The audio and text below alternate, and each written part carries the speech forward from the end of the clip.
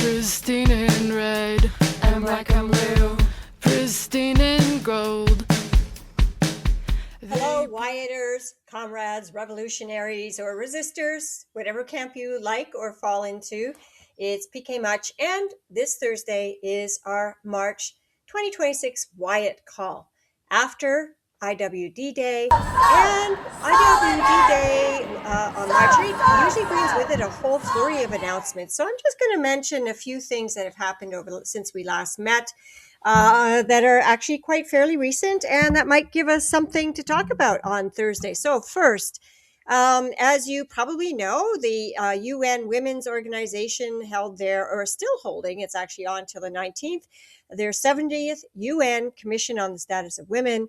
And 3 days ago, we learned that the United States is opting out of supporting an attempt to introduce.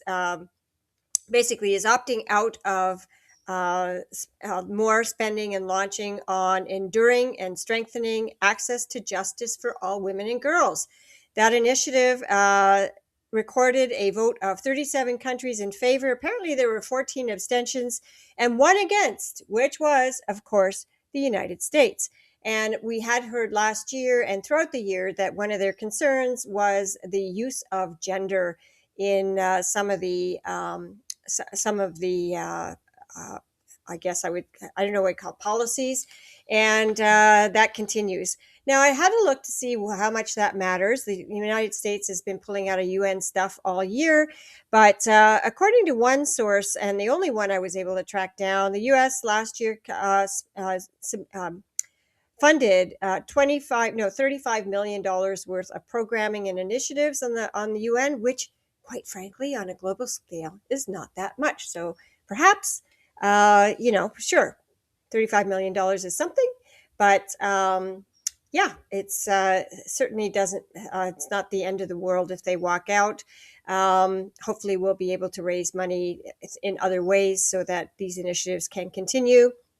And of course, our ministers are there as well. And Reggie Valdez, and I'm probably still there advocating for and representing Canada. Okay, that's enough about that one. Next one. On March 7th, Mark Carney reaffirmed wage funding. And that's not the same as West funding, because West funding comes under ISED. I'm using all these acronyms. We can unpack that on Thursday. But the bottom line is this: under wage funding, which is actually what mostly funds the Canadian Women's Chamber of Commerce, it has, at least it's being continued. That's the good news. But it is dropping by 50% for 27-28. So we won't hear more about budgets until the fall, since we now have a fall instead of a spring budget cycle here.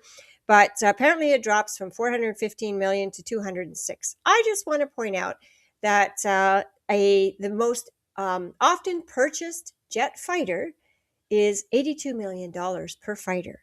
So, according to statements, the Canadian government thinks it's going to do a great job fighting gender inequality with little more than $200 million after this year. And that's kind of akin to the purchase of 2.2 fighter jets. I don't think so. The next thing I wanted to point out is that when it comes to women's entrepreneurship strategy, the West funding that we're all super familiar with, that comes under ISED. And at the moment, no news on that front, just a lot of hope that there'll be continued spending on that program once we get the budget in the fall. But a lot of folks out there are actually not sure if we will ever see the same level of funding. In fact, the thumbs are down on that.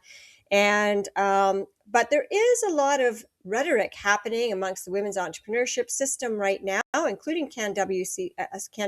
In fact, CanWCC has led the way on this. Is suddenly everybody's talking about self-employed women and realizing that self-employed women, as they're calling them, missing entrepreneurs or invisible entrepreneurs, which was basically the title of the CanWCC report, which has been working to shed light on this particular segment, the bottom of the pyramid of entrepreneurship spending and policy, for quite some time now. So perhaps that will lead to some positive outcomes beyond just more loan programs, which is what we typically see is, okay, there's new access to capital for women entrepreneurs to help them grow. The only problem is most of us, including me, don't qualify. All right. So now I want to go on with a couple of other things. A couple other interesting stats that came out during International Women's Day week or month even. Apparently, the World Bank reported that in February that fewer than 5% of women globally live in economies at anything resembling full legal equality. Just 5%. And I don't know which 5% that is. It might be North American. I'm not sure. I'd have to dig deeper. And another report found that women at the moment only make up 2/5 of the global employment workforce and are 24% less likely to participate in the labor force, and that gender equality progress has stalled. Last thing I wanted to mention is there is another report out by the Spark Center out of Eastern Ontario, and it's an IWD report, and they basically found that 73% of Canadian women entrepreneurs rely on self-funding, and only 14 secure traditional business loans, and of course, even less secure venture capital. They mentioned 4%. It used to be like 2%. Point is, it's not because women entrepreneurs don't need loans or can't use loans, et cetera, et cetera. Someone needs to look under the hood and realize that most of us who are self-employed, or a lot of us in the invisible entrepreneurship world, are also not very good candidates for loans. Many of us don't own our own house. Many of us rent. We may not have a ton of RSPs in the bank. And as we know, and the reality is, banks only lend you money that you already have. That hasn't changed. So it's great to have more loans set aside, but if you can't be eligible for them, it doesn't really help you. Anyway, there's lots more to talk about and unpack. I did attend the IWD rally in Toronto, and that was interesting.